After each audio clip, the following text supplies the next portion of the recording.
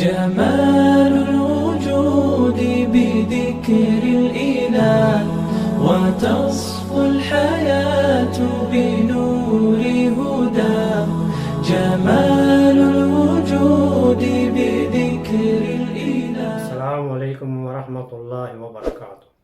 نحمدہ ونصلی علی رسولہ الکریم. اما بعد. سورہ بقرہ کی آیت نمبر 57 کے ہر لفظ کی وضاحت روٹ ورڈ کے حوالے سے، ایک سے زیادہ ملا کر لکھے ہوئے الفاظ کی پہچان اور ان کا مطلب، سیاق و سباق کی روشنی میں آیت کا پس منظر، یہ ہوگا آج کا ہمارا سبق انشاءاللہ. واضح پرواہ اور زللنا دو لفظ ہیں. زا لام لام ذل سایہ، نون زبر الف نا ہم نے. علیکم دو لفظ، علا پر یا اوپر، کم تم یا تمہارے. الغمام غائن میم میم غم بادل. واضح برواہ اور انزلنا دو لفظ ہیں. نون زا لم نزلہ اتارنا، نون زبر الف نا ہم نے. علیکم یہ بھی دو لفظ ہیں. علا پر یا اوپر، کم تم یا تمہارے. المنا المنا واضح برواہ اور السلوى السلوى کلو حمزہ کاف لام اکلا کھانا، من سے. طیبات تا یا با تابا پاکیزہ پسندیدہ. ما رزقناکم یہ چار لفظ ہیں. ما جو، رزقا را زا کا رزق، نون کھڑا زبر نا ہم نے. کم تم کو، واضح برواہ اور ما نہیں. ظلمونا دو لفظ ہیں. ظا لام میم ظلم، نون زبر الف نا ہم نے. واضح برواہ اور لیکن لیکن. کانو تھے وہ، انفسہم نون فا سین نفس نفس جان. ہم اپنے یا اپنی. یظلمون دو لفظ ہیں. یا زبر یا وہ، ذا لام میم ظلم. وزللنا اور سایہ کیا ہم نے. علیکم تم پر. الغمام بادلوں کا. وانزلنا اور نازل کیا ہم نے. علیکم تم پر. المن والسلوى من اور سلوى. کلو کھاؤ. من سے طیبات پاکیزہ چیزوں میں سے.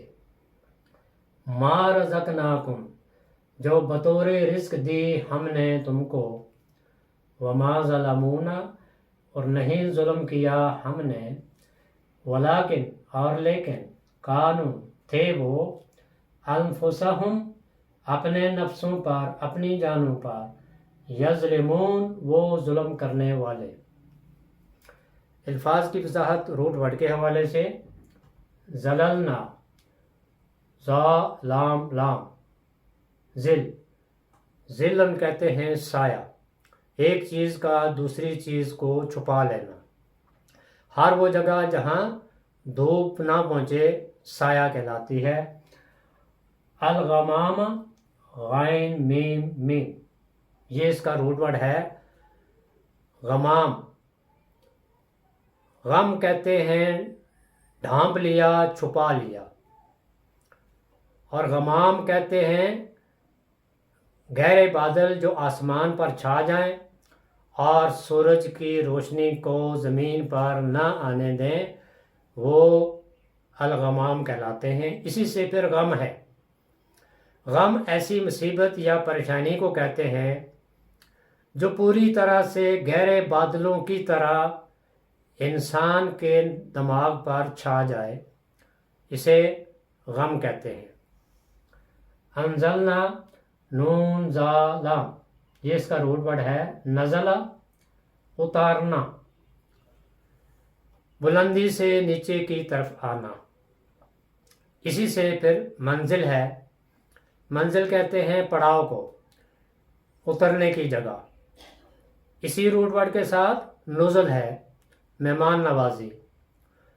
اسی روٹ ورڈ کے ساتھ انزال ہے، یک بار اتارنا، ایک ہی بار اتارنا، اور اس کی مثال قرآن کریم ہے جو اللہ تعالیٰ نے لوح محفوظ سے آسمان دنیا پر ایک ہی بار اتارا۔ اور پھر اسی روٹ ورڈ کے ساتھ تنزیل ہے، آہستہ آہستہ کر کے اتارنا، تھوڑا تھوڑا کر کے اتارنا، اور اس کی مثال بھی قرآن کریم ہے جو اللہ تعالیٰ کے حکم سے جبریل علیہ السلام کے ذریعے نبی کریم صلی اللہ علیہ وآلہ وسلم کے دل پر 23 سال کے عرصہ میں تھوڑا تھوڑا کر کے اتارا گیا، یہ تنزیل کہلاتا ہے۔ کلو حمزہ کاف لام، یہ اس کا روٹ ورڈ ہے اکلا۔ اکلا کا مطلب ہوتا ہے کھانا، کسی چیز کو چبا کر کھانا اکلا کہلاتا ہے۔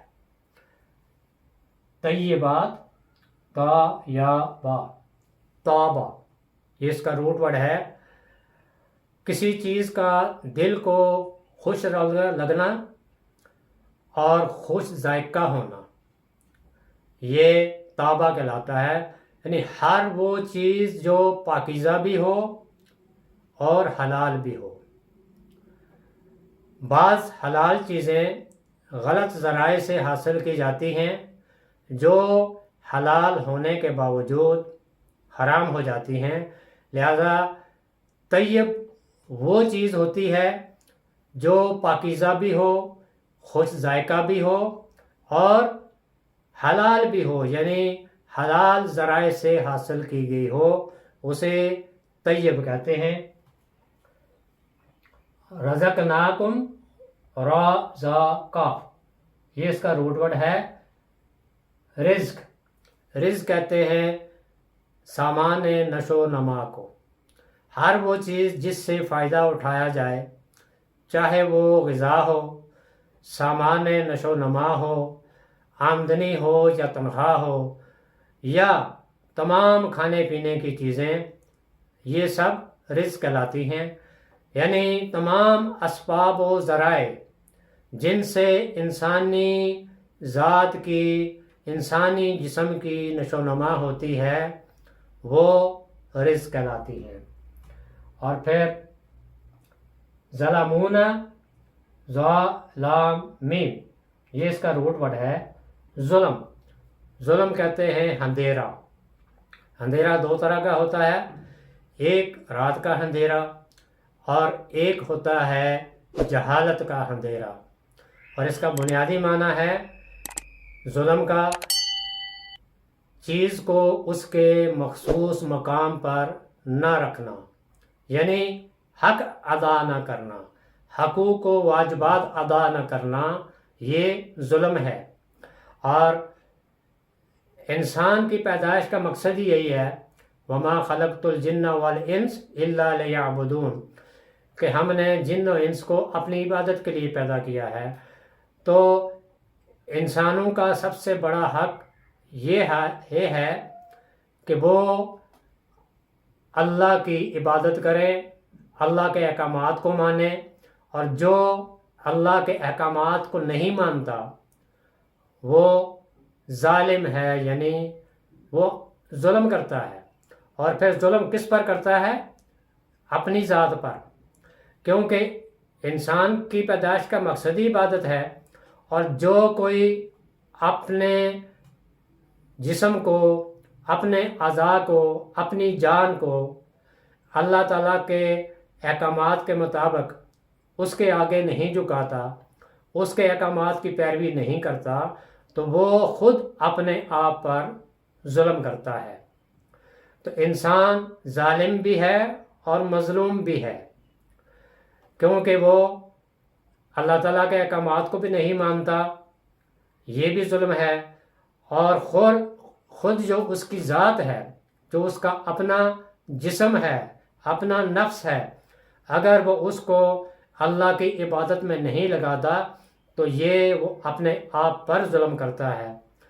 تو ظلم کیا ہے؟ نافرمانی، اللہ تعالیٰ کے احکامات کو نہ ماننا، اللہ تعالیٰ کے حقوق اور اس کی مخلوق کے حقوق پورے نہ کرنا، ادا نہ کرنا، یہ ظلم کہلاتا ہے۔ انفسہم نون فاسین، نفس، یہ اس کا روٹ ورڈ ہے۔ نفس کہتے ہیں انسانی ذات کے ظاہری و باطنی پہلوؤں کو، اپنے آپ کو، یعنی مائی سیلف،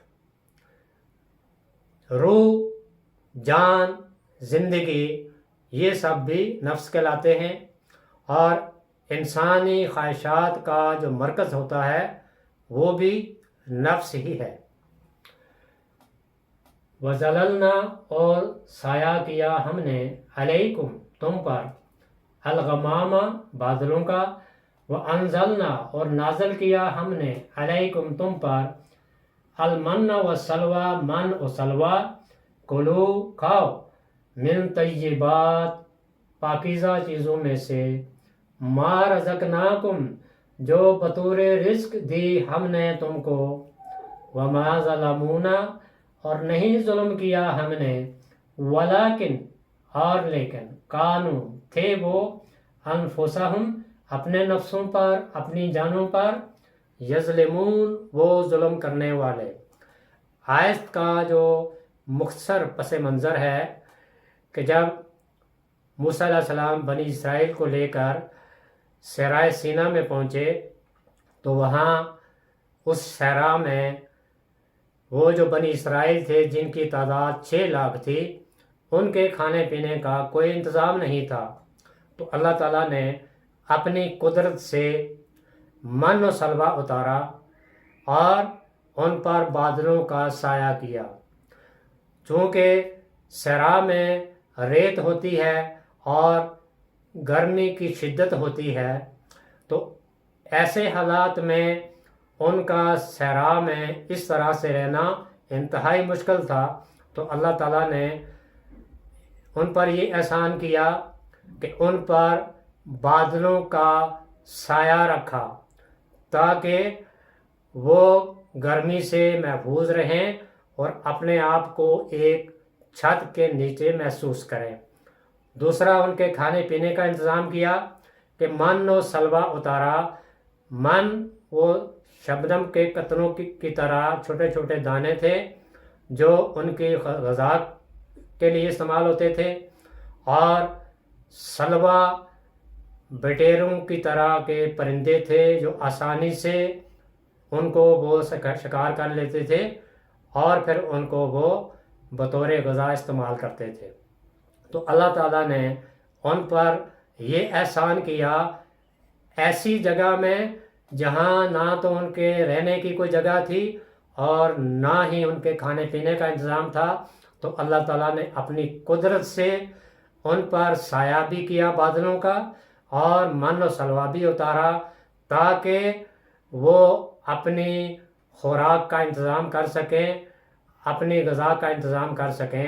تو اللہ تعالیٰ نے ان پر ایسے حالات میں اتنا بڑا احسان کیا، لیکن چونکہ بنی اسرائیل ایک ایسی قوم تھی جو بار بار اللہ تعالیٰ کی نافرمانی کرتی تھی اور ناشکری کرتی تھی، حالانکہ ایسے حالات میں جہاں پر انہوں نے پڑاؤ ڈالا تھا تو نہ ان کے لیے کوئی رہنے کی جگہ تھی، نہ ہی کھانے پینے کا انتظام تھا۔ تو اللہ تعالیٰ نے اپنی قدرت سے ان پر یہ احسان کیا کہ ان پر بادلوں کا سایہ بھی کیا اور من و سلوہ بھی اتارا، لیکن اس کے باوجود انہوں نے ناشکری کی، انہوں نے اس سے بڑھ کر اور کچھ مانگا جو آگے کی آیات میں پڑھیں گے۔ تو یہاں یہ احسان اللہ تعالیٰ بنی اسرائیل کو یاد دلا رہے ہیں کہ جب ایسے حالات میں کھانے پینے کا انتظام بھی نہیں تھا اور رہائش کا بھی انتظام نہیں تھا، تو اللہ تعالیٰ نے بادلوں کا سایہ بھی کیا اور من و سلوہ بھی اتارا، لیکن وما ظلمونا، ہم نے ظلم نہیں کیا، ولیکن کانوا انفسہم یظلمون، بلکہ وہ خود اپنی جانوں پر ظلم کرنے والے تھے۔ کیا ظلم؟ کہ اللہ تعالیٰ نے جو احسانات ان پر کیے تھے، اللہ تعالیٰ کے ان احسانات کا شکر ادا کرنے کے بجائے وہ ناشکری کرتے تھے، وہ اس سے بڑھ کر مانگتے تھے۔ آگے کے آیات میں ہم پڑھیں گے کہ انہوں نے اللہ تعالیٰ کی طرف سے یہ جو ان پر احسان کیا گیا کہ بغیر کسی محنت کے، بغیر کسی مشقت کے ان کو چھت بھی ملا اور کھانے پینے کا انتظام بھی کیا گیا، لیکن انہوں نے اس پر بھی اللہ کا شکر ادا نہیں کیا، بلکہ انہوں نے ناشکری ہی کی۔ اور یہ جو ناشکری ہے یہی ہے سب سے بڑا ظلم، کہ اللہ تعالیٰ کی نعمتیں پا کر اس کا شکر ادا نہ کرنا، یہ ناشکری ہے، ظلم ہے، اور یہی وہ ظلم اپنے آپ پر کرتے تھے۔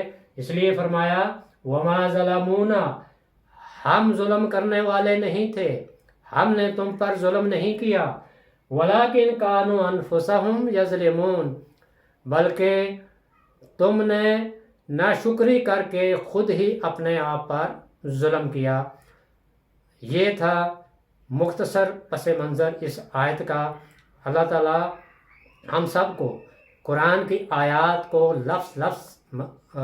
لفظ کے ساتھ سمجھ کر ان پر عمل کرنے اور قرآن کے اس پیغام کو دوسروں تک پہنچانے کی توفیق عطا فرمائے۔ سبحانک اللہم و بحمدک، نشہد ان لا الہ الا انت، نستغفرک و نتوب الیک۔ السلام علیکم ورحمۃ اللہ وبرکاتہ۔